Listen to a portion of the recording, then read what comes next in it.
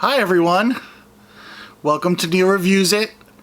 Today I'm going to review MIDSOMMAR. That's how it's pronounced, right? MIDSOMMAR? I think it's MIDSOMMAR.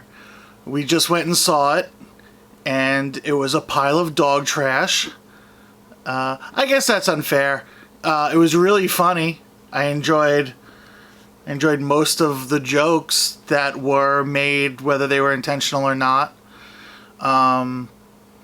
And if the movie was like trying to troll the audience, well then they did like a really bang up job, because I don't know, it's made by the same people who made Hereditary, and everyone was like, oh, that movie was so uncomfortable, and you know, this is a horror masterpiece, and you're gonna be so scared. And I'm not like a horror guy, so like I was like, oh man, I'm really scared to see this movie. I'm gonna be messed up forever. I'm not gonna be able to sleep.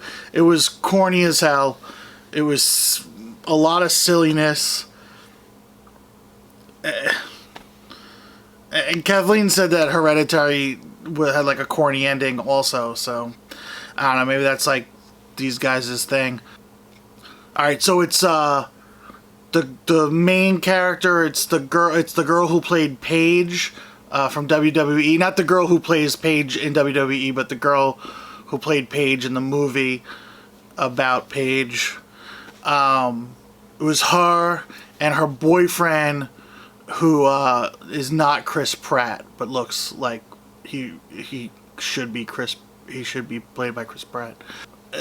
Their relationship's miserable. They're in a bad relationship the whole time. And the movie's too long. There's so much stuff at the beginning and like all these like weird ritual things. None of it needs to take as long as it took. So they have like this terrible relationship. His friends are trying to get him to break up with her. His friends are some Swedish guy that I don't know, who's like the guy who gets him into this whole mess to begin with. This is a fine mess you gotten us into.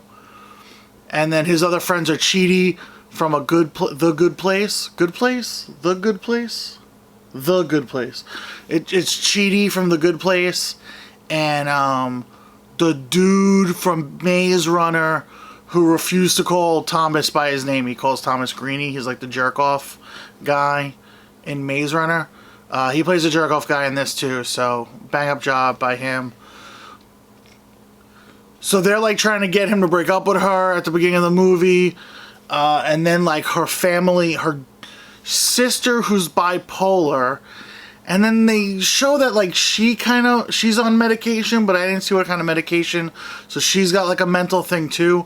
But her sister, who they state as bipolar, she commits suicide and kills her parents also. So that's like the beginning of the movie. Well, that's not even the beginning. That's like 15 minutes into the movie. But that's not like the inciting incident. The inciting incident is them going to Sweden for this festival. So, okay. So that's the whole backstory. There's so much going on. They end up going to... And there's this like weird thing about the thesis. They just added conflict by making the thesis thing like this. I don't know. So they go to Sweden because this guy, their friend, no idea what his name was in the movie. They introduce Danny, Mark, Christian, and Josh a million times. They never say this other guy's name.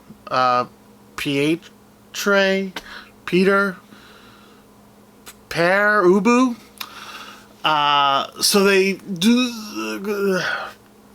So he brings them all to Sweden for his like family's. I say family at this because it's a cult. His cult's festival. And so every year his family, his cult, dress up like the Polyphonic Spree, and they sacrifice a bunch of people. The one cool thing is in their culture, when you hit 72, you jump off a cliff. I've been saying that forever. You can go check out my either my review or my unboxing for Dive Bar Nutrition, and I say that old people should throw themselves in a volcano. I give them a little more time, you know, because like 72 back in the day and 72 now are different. 72-year-olds now have vigor and are functioning members of society, but maybe 90 throw them in a volcano? I don't know.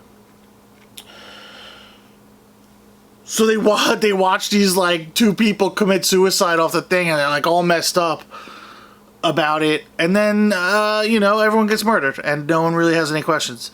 And then all the rituals, all the cult's rituals felt like improv games, like energy matching games, like everyone huddle and like ooh, ah, ooh, ah, ooh, ah, ooh, ah, ooh. Oh. No, do it, make it organic. It's got to be organic. How you?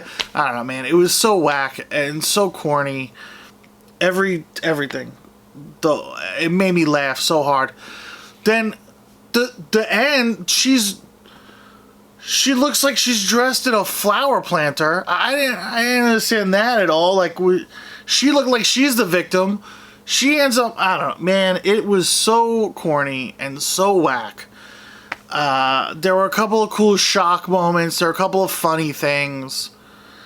I mean, overall,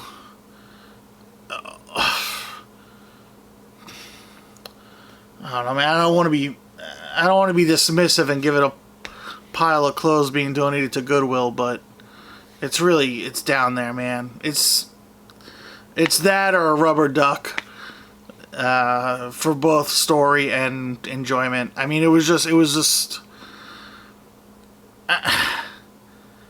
honestly, the saving grace was that it was such garbage that I actually like was laughing about it. Like, it was funny. A lot of it was funny. That wasn't their intention, I don't think, but it was just like, yeah, man.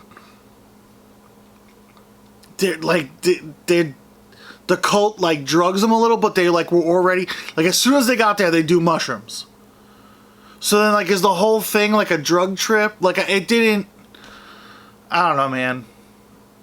They didn't do anything unique with like the cinematography to make you feel like, oh, this is drugs doing it and this is regular life doing it.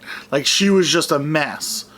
And then, like, when it was other people's points of view, like, it just felt like it was the drugs the whole time. Sorta. I don't know, man. I wasn't into it. Were you into it? Kathleen wasn't into it. I got no one else to ask.